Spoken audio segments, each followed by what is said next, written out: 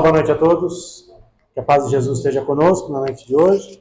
Quem estiver nos assistindo pela internet, que recebam também as bênçãos de Deus e de Jesus em seus lares. A gente vai iniciar a nossa palestra desta quinta-feira, fazendo inicialmente a nossa prece de abertura, agradecendo a Deus, nosso Pai, ao nosso Mestre Jesus, aos nossos amigos espirituais, para que estejam conosco mais esta noite, abençoando e iluminando esse nosso trabalho, abençoando e iluminando a todos os irmãos que estão aqui presentes, encarnados ou desencarnados, a todos aqueles que estão assistindo pela internet, pedindo à equipe espiritual que envolva o nosso amigo Edilson na palestra de hoje, para que ele possa transmitir o seu conhecimento para a gente e que a gente possa refletir sobre tudo aquilo que for falado aqui hoje. Iniciando a nossa atividade de hoje, fazendo a oração de São Francisco, patrono da nossa casa. Senhor, fazei-nos um instrumento de vossa paz. Onde houver ódio, que eu leve o amor. Onde houver ofensas, que eu leve o perdão. Onde houver discórdias, que eu leve a união. Onde houver dúvidas, que eu leve a fé. Onde houver erros, que eu leve a verdade. Onde houver desespero, que eu leve a esperança. Onde houver tristezas, que eu leve a alegria. Onde houver trevas, que eu leve a luz.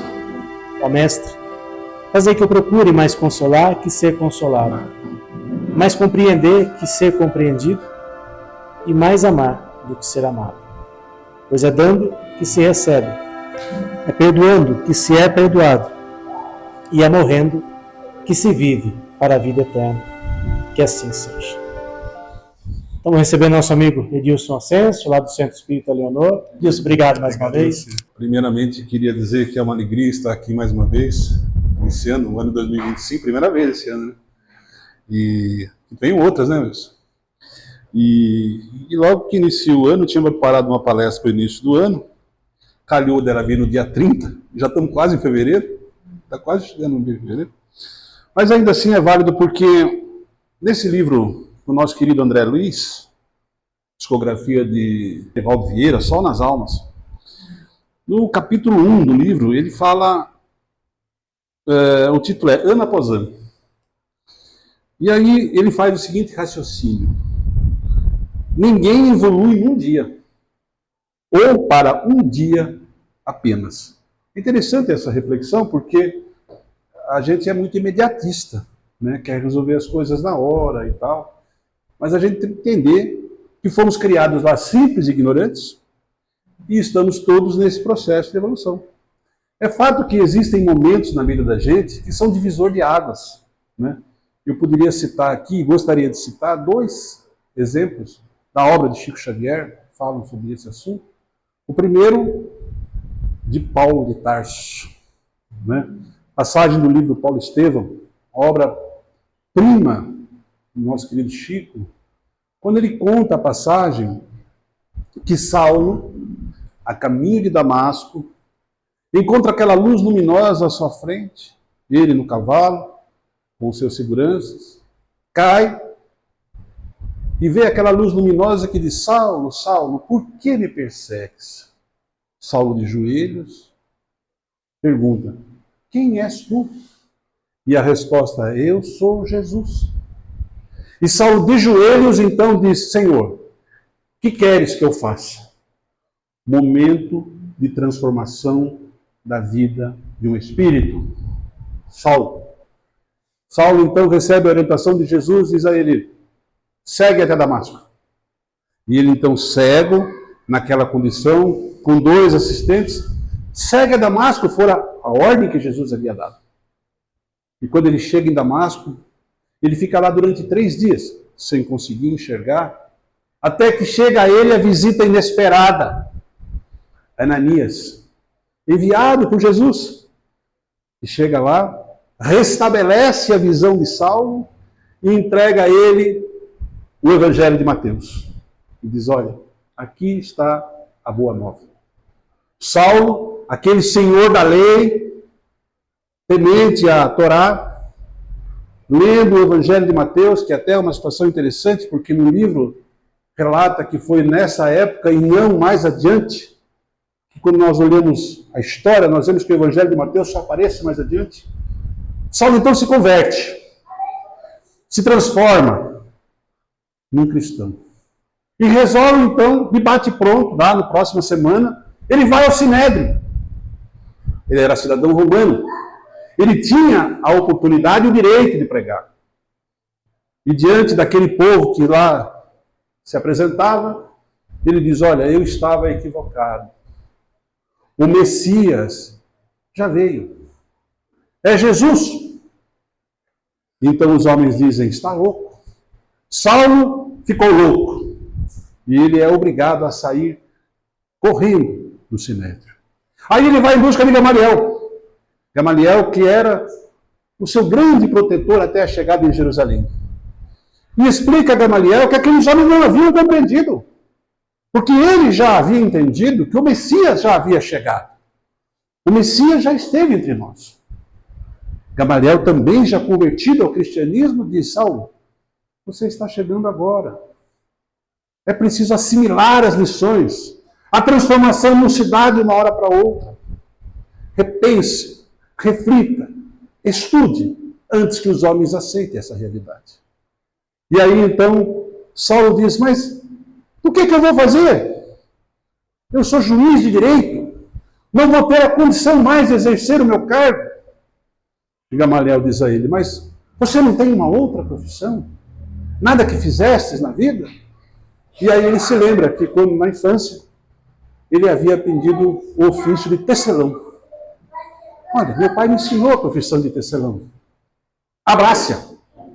E ele arruma uma condição para que ele fosse trabalhar como tecelão no deserto da Samaria, onde ele fica 3 anos, estudando, refletindo aquele momento de transição daquele espírito, que acontecera lá na estrada de Damasco, mas que tinha um tempo para se maturar. Um outro exemplo clássico, também da obra de Chico Xavier, no livro Há 2000 anos.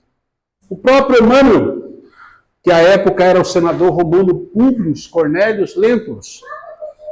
Públio, senador orgulhoso, casado com Lívia, um espírito superior, tinha uma filha pequena, Flávia.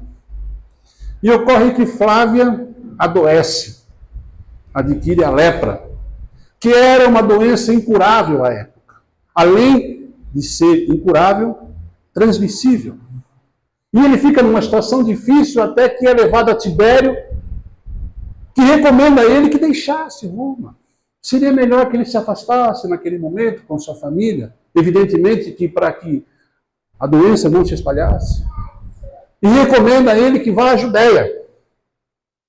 Não nesta obra, mas na obra de André Luiz Ruiz, ele explica que havia ali um outro sentido do encaminhamento de Públio à Judéia. Conhecer aquele Jesus que praticava curas miraculosas, porque o próprio Tibério poderia se socorrer dele se precisasse.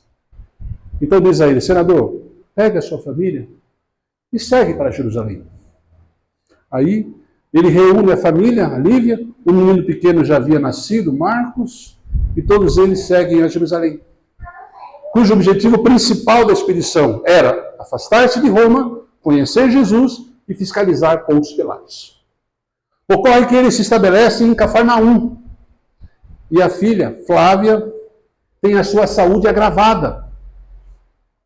A doença começa a agredi-la. E aí ele, em desespero, pergunta para a filha: o que queres que eu faça, minha filha? E a menina diz a ele: procura Jesus. Tenho certeza que ele irá me curar. Mas Jesus, para aquele senador orgulhoso, era algo inatingível. Era demais. Afinal de contas, ele, como senador da República, ele tinha todos os recursos disponíveis. Para que se socorrer ao carpinteiro? Mas diante de um pedido de uma filha, né? O que a gente não faz? E aí ele segue em busca daquele Jesus. Mas aonde ele ia encontrar Jesus? Jesus não tinha uma casa para morar. Jesus falava aramaico. Como ele iria se comunicar? Como é que ele ia entender aquela situação? Ocorre que no mesmo dia, Públio encontra Jesus em Cafarnaum. E quando ele vê Jesus, aquela luz luminosa, ele também cai de joelhos. E naquela conversa mental, Jesus diz a ele: senador, eu sei a que viestes. Tua filha Flávia já está curada. Siga. Mas ele faz uma advertência a Públio. Ele fala: senador, cumpre a você, senador romano, a sua transformação como espírito, hoje ou no decorrer dos séculos. Isso marca Públio. Ele volta para casa, a filha começa a melhorar e é curada. Mas ele não acredita que a cura adveio da intervenção magnética daquele Jesus, e sim de todos os recursos que ele havia disponibilizado a Flávia. Ele não se converte. Ele não aceita. A mulher não. Lívia aceita Jesus. E ele naquele momento não. Segue a sua jornada difícil, uma trajetória difícil, até desencarnar no Vesúvio. E na encarnação seguinte, na obra seguinte, 50 anos depois, ele já renasce cristão. Mas aí ele já não era mais o senador romano, ele era Nestórios, um escravo, nessa condição, cidadão de Chipre, já transformado no cristianismo. Ou seja, aquele momento não tocou no coração do nosso querido Saulo, assim como Públio, mas Saulo sim. Ou seja, todos nós, meus amigos, temos os nossos momentos de transformação na nossa realidade. Transformação. Todos nós temos o nosso momento, estrada de Damasco. É uma escolha individual do Espírito querer se transformar. Hoje, ou no decorrer dos séculos. E assim também caminha a humanidade. Se nós entendemos que nós estamos aqui num processo de evolução, essa é a missão do Espírito enquanto encarnado, a nossa missão enquanto aqui encarnados, nós vamos entender que não só o Espírito evolui, como o próprio orbe evoluiu. Desde que ele se desprendeu daquela massa incandescente, até o seu processo de resfriamento e formar os primeiros seres vivos. Mas aí alguém pode perguntar, mas como nós podemos compreender, então, o livro de Gênesis, de Moisés, que nos fala da criação em 6 dias? Como podemos conhecer, podemos entender a presença de Adão, aquele primeiro homem? E aí, meus amigos, nós nos apoiamos no conhecimento. O livro Evangelho segundo o Espiritismo nos fala que Deus nos dá as ferramentas, as alavancas do conhecimento, a ciência e a religião. E na Gênese de Kardec, que esse ano comemora mais um ano no mês de janeiro, nós começamos a compreender que os 6 dias da criação não exatamente são 6 dias de 24 horas, mas 6 períodos de tempo em que a Terra se transformou até a chegada dos dias atuais. No processo de criação, de resfriamento, criando a possibilidade do nascimento dos seres vivos, até chegarmos aos dias de hoje. E aí alguém pergunta, mas e Adão? Onde está Adão? Aliás, Kardec pergunta. Pergunta 51 no Livro dos Espíritos. A pergunta é, mas e onde está Adão? E ele nos explica que Adão não fora o primeiro a habitar esta orbe. Adão é uma representação daquilo que nós chamamos da raça adâmica. Então, temos que entender que o processo de evolução é contínuo e é constante. E no Livro dos Espíritos, lá na pergunta 17, Kardec pergunta o seguinte: então poderia o homem conhecer o princípio das coisas? E a resposta é não. Deus não permite que tudo seja revelado ao homem aqui na Terra. Ou seja, a ciência não tem condições de entender tudo ainda. E na pergunta número 20, ele vai mais além. Pode o homem receber, fora da ciência, comunicações de uma ordem mais elevada sobre aquilo que lhe escapa aos testemunhos? E a pergunta é sim. Se Deus puder lhe revelar o que a ciência não consegue. Ou seja, ciência e religião num processo de conhecimento para que nós possamos entender o que estamos fazendo aqui. Ocorre que, infelizmente, a ciência inibiu a religião durante muitos anos. A ciência foi ofuscada pelos dogmas religiosos. E nós não fazemos aqui nenhuma crítica, pelo amor de Deus, a nenhuma das religiões, em especial a religião católica, aonde frequentei durante muitos anos, nesta encarnação, talvez em outras. Né? Mas é preciso entender, como o livro nos fala, que não é dado ao homem conhecer essa realidade. Aliás, há uma passagem muito interessante de Santo Agostinho, em que ele se encontra na praia e vê um menino. Esse menino vai até o mar, pega um pouco de água na conchinha e joga um buraquinho na areia. Vai de novo, pega mais um pouquinho de água, volta e joga naquele buraquinho. E aí Santo Agostinho pergunta a ele: menino, o que estás fazendo? Eu vou pegar aquela água que está lá e colocar neste buraquinho. Aí ele diz: mas tu vês que isso não é possível? Colocar aquela água nesse buraquinho? E aí o menino, como lendo o pensamento dele, diz: olha, o que você está pensando também não é possível. Conhecer as coisas como um todo. Ou seja, o processo vai se revelando aos poucos. A partir do momento em que a igreja vai se inibindo, a ciência vai progredindo. Surgem os novos cientistas, os séculos iluministas. Ou seja, vai aparecendo novas ideias. No entanto, a ciência, que caminha da obscuridade, vai até o materialismo.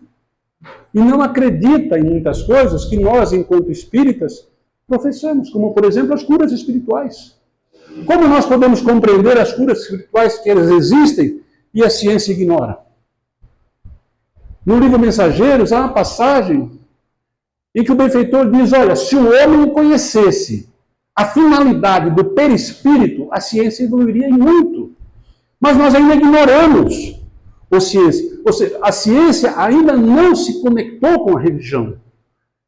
E, por outro lado, a religião também tem que se abrir a essas novas realidades. E aí, meus amigos, no momento oportuno, chega a doutrina espírita, que vai trazer-nos a ciência, a religião e a filosofia. Como nós dizíamos agora há pouco, através da fé raciocinada, e compreendemos a realidade do que somos e para onde iremos. Filosofia. Né? O Espiritismo vem abrir essa realidade para que nós possamos compreender o que estamos fazendo aqui. Nos traz informações importantes, fala da imortalidade da alma, nos fala da reencarnação, nos fala da causa e efeito. Mas aí alguém pode dizer: mas a imortalidade da alma os egípcios já conheciam. Há lá as pirâmides que nos deixam mentir. A lei de causa e efeito também já era conhecimento dos orientais, a lei do karma. A própria reencarnação já era de reconhecimento da Igreja Católica durante muitos séculos, até adotar a ressurreição. Então o Espiritismo veio trazer essa realidade à tona. Veio nos trazer essa informação, o conhecimento. E o conhecimento traz a cura do espírito. Porque a partir do momento em que nós conhecemos a nossa realidade, fica muito mais fácil entender quem somos, o que estamos fazendo aqui, para onde iremos após essa encarnação. Entender a nossa realidade e a nossa pequenez diante desse universo imenso que Deus criou e que está trabalhando. Porque se nós acreditarmos que Deus criou o mundo em 6 dias e está descansando até hoje, como seria? Né? O processo da criação e da evolução é constante, mas é uma escolha do espírito. O camarada precisa querer trabalhar esse processo. Vir à casa espírita ajuda muito. Aqui ele recebe ajuda espiritual. Aqui ele recebe o acompanhamento espiritual, mas ele precisa querer mudar. Porque se o espírito não quiser se transformar, a situação não acontece. Ainda no livro Os Mensageiros há uma situação em que André Luiz trata do passe. E aparece lá um sujeito. E os amigos espirituais identificam: ó, o Wilson lá chegou aí pela 10ª vez para tomar o passe. Mas não mudou. Não alterou a sua realidade, não mudou o seu comportamento. Como conseguir coisas diferentes fazendo as mesmas coisas? Ou seja, o espírito precisa mudar. E quando nós mudamos, a ajuda se estabelece, porque o processo é por sintonia. Conexão com os amigos espirituais que nos acolhem, nos amparam o tempo todo. Só que nós nos esquecemos muitas vezes. Nós só lembramos de Jesus nas dificuldades. Lembrem daquela passagem em que Jesus está ao barco, dormindo, e os discípulos estão lá. A tempestade se aparece. E aí então os discípulos, olha, é melhor acordar o homem aí. Acorda o rapaz lá que vai dar problema aqui. Vai dar B.O. Vai dar ruim. E aí os apóstolos vão lá, Senhor, né? E ele diz, homens de pouca fé. É preciso ter fé e acreditar. Trabalhar a fé raciocinada. Trabalhar o seu comportamento. Não existe milagre, não existe prosélitos. A casa espírita ajuda muito. Os amigos espirituais ajudam muito. E nós vemos isso. Mas depende do espírito a sua transformação. Saulo, naquele momento, quis se transformar. Mas não foi de uma hora para outra.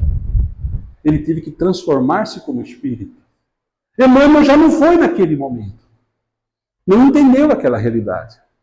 Mas a partir do momento em que ele compreendeu, e durante os séculos de evolução, esse espírito se transformou. Ou seja, era o momento de cada um. Era a oportunidade de cada um. Esses dias nós estávamos entregando cesta básica lá no centro, apareceu um camarada que o tempo todo ele vai lá, pega uma cesta básica, mas chegou lá completamente embriagado. O sujeito não conseguia se agarrar na parede. Aí eu tive a infeliz iniciativa de perguntar para ele, ô fulano, mas por que você bebe? Ele falou, porque eu gosto de beber. Ou seja, ele quer aquela situação. Como é que os amigos espirituais podem ajudá-lo? Se a escolha do espírito é aquela, se o momento não chegou a ele ainda. E isso acontece muitas vezes na nossa casa. A gente acha que pode alterar o comportamento dos nossos filhos, dos nossos familiares, e não podemos. Porque há o livre-arbítrio. Porque há o momento de cada um. O sujeito tem que estar preparado para aquela realidade. Às vezes é necessário que ele sofra mais um pouco. Deixa jambrar mais um pouco aí. Precisa de mais sofrimento. Porque a dor é um remédio amargo que ajuda nas curas da alma. A dor não pode ser encarada como algo que seja ruim. É uma bênção que Deus dá aos seus eleitos. Então, quando a dor se estabelece, é preciso compreender. Não a dor no nervo ciático que eu estou passando hoje aqui. Essa outra. Isso aí precisa de remédio mesmo. Mas a dor na alma é o momento de transformação do espírito. É aí que a gente vê o camarada vir à casa espírita. Aí ele vem, ele chega, ele começa a compreender aquela realidade, mas depende dele a sua transformação. Depende dele querer mudar. Porque se ele não querer, nada adianta a ajuda dos nossos benfeitores espirituais. Daí o conhecimento. Conhecer essa realidade do espírito, conhecer o que estamos fazendo aqui dentro desse processo de evolução, caminhando. Quando eu cheguei a uma casa espírita pela primeira vez, também cheguei pela dor, queria respostas, queria resultados. Né? Mas nós sabemos que os resultados não acontecem de uma hora para outra.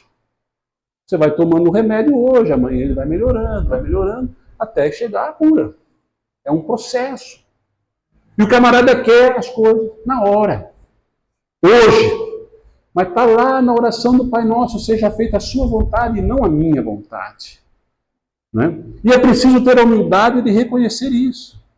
Porque muitas vezes nós estamos aqui pagando, expiando erros de encarnações anteriores. E a pergunta é, por que eu estou passando por isso? Quando deveria ser, o que está me fazendo bem esse sofrimento, essa dor? Por que não estou passando por isso? Né? Não se revoltar diante dessa realidade, trabalhar a sua melhora interior, continuar trabalhando. Saulo ainda, quando estava lá no deserto da Samaria, ele ficou 3 anos na condição de tecelão. Ele era doutor da lei. E ele estava lá só. Até que uma noite em desdobramento aparece a ele a noiva desencarnada, Abigail. E diz a ele: Saulo, ama, trabalha, espera e perdoa. Aliás, esse é o tema da próxima palestra, Wilson. As palavras... Não, na próxima, não, na outra, né? Na outra. Falando de Abigail, que ensinamento maravilhoso ela nos dá. Amar ao próximo. Né? Esse é o ensinamento de Jesus que nós não compreendemos há 2000 anos, mas quando nós trouxemos a nossa realidade do Espírito, quem são os nossos inimigos, se não aqueles que estiveram conosco? Quem está no nosso lar? Quem é meu filho hoje? Ou minha filha? Se não, às vezes, desafeto de encarnações anteriores. Assim compreendemos quem são os inimigos dentro de uma existência. Hoje nós estamos falando dos desencarnes coletivos e alguém levantou a mão e falou assim: não, mas que justiça é essa? Falando do acidente aéreo que aconteceu lá em Nova York, lá em Washington, né? Que justiça é essa? Desencarnou bons e ruins. Bons nessa encarnação, mas e as outras? Nós não podemos esquecer que somos espíritos imortais. O que nós fizemos lá nas encarnações anteriores? Que nos faz agora reparar os nossos erros kármicos. Estar aqui à noite falando de Jesus, falando do Espiritismo. Será que nas encarnações anteriores não fomos nós os desafetos da doutrina espírita? Não é? Um livro aconteceu na casa espírita, é um exemplo disso. O sujeito que era o grande algoz daquela casa espírita que ele queria destruir, é sentenciado a reencarnar e ser o presidente daquela casa. Imagina só? Está olhando para mim, né? Então, eu me coloco nessa condição. Eu já vesti a carapuça. Pronto, já vesti. Porque se nós estivermos lá atrás e não compreendemos os ensinamentos de Jesus como eles efetivamente são, ainda que dentro da Igreja Católica, né? O que nós estamos fazendo aqui agora? Em defender o Espiritismo. Né? Ou seja, não compreendíamos. Éramos espíritos aí num processo de evolução, faz parte. O erro faz parte do processo. Podemos errar. Santo Agostinho mesmo, durante 30 anos da sua vida, teve uma passagem absoluta. Está lá no livro dele, Confissões, até ele se modificar. Não é? Então errar não é o problema. O problema é não reconhecer o erro. Não se transformar diante daquela realidade e não fazer coisas diferentes. Agora, errando, temos que expiar. Temos que pagar. Porque a justiça divina não falha. Se eu sair daqui e bater no carro de alguém, eu posso até me desculpar com a pessoa. Mas eu vou ter que pagar o conserto. Olha, o senhor é muito educado, mas vai ter que pagar o conserto do carro. É justo. Lei causa aquela situação. Lei e causa e efeito. E quando nós começamos a compreender essa realidade, meus amigos, nós percebemos o quão pequenos somos. O quão estamos aqui somente a trabalho e missão de evolução do espírito. E que assim seja. Que ao final da nossa jornada, quando chegarmos o momento do desencarne, que vai chegar. Né? Vai chegar uma hora que vão bater na nossa porta lá, está na hora. Né? E aí não adianta correr. Não adianta rever. Né? Aí não vai também haver o juízo, haver a nossa consciência. Se nós estamos aqui, vamos aproveitar essa oportunidade e trabalhar nessa transformação.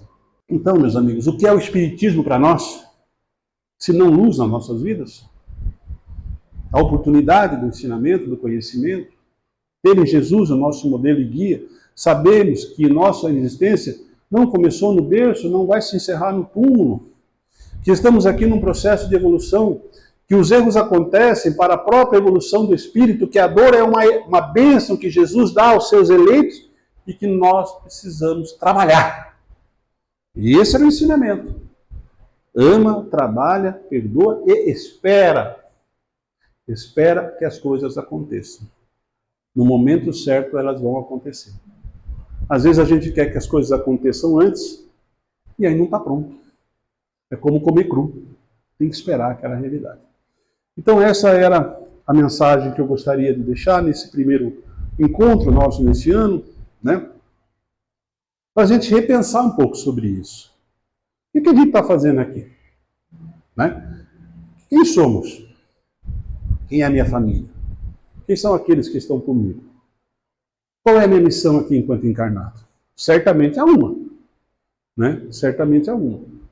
Então, que a gente possa entender essa realidade, entender o quanto somos pequenos, trabalhar o nosso processo de evolução e seguir adiante. Obrigado, gente. Era isso que eu queria transmitir nesse momento.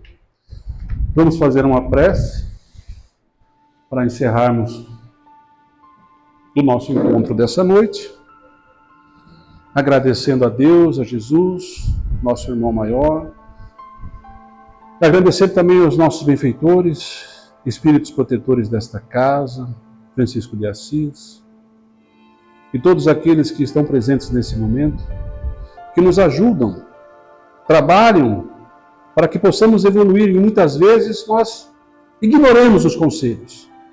Muitas vezes resolvemos escolher a porta larga, a porta da perdição. Mas Deus, que é Pai e é misericordioso, através do seu Filho Jesus, nos diz: nenhuma das minhas ovelhas irá se desgarrar.